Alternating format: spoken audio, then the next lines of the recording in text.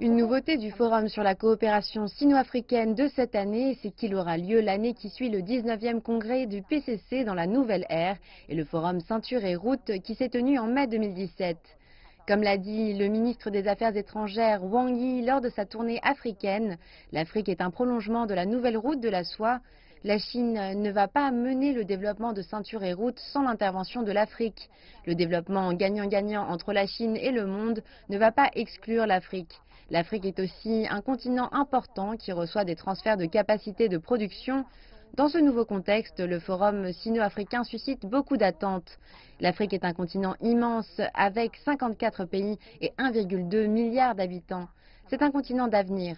Souvent, les gens disent que l'Afrique est le dernier terrain de développement pour l'humanité, car le reste du monde s'est déjà développé et tout le monde participe au développement en Afrique.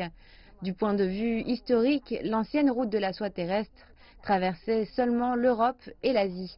Mais la plus ancienne route de la soie maritime a relié la Chine aux côtes africaines, notamment la partie est de l'Afrique, comme Nairobi, voire Dar es Salaam.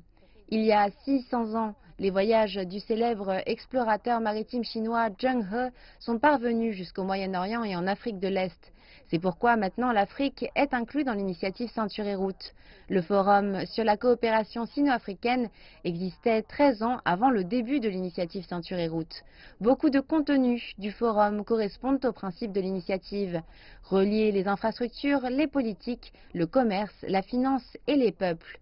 Les expériences tirées du forum peuvent être utilisées dans les domaines de l'initiative Ceinture et Route.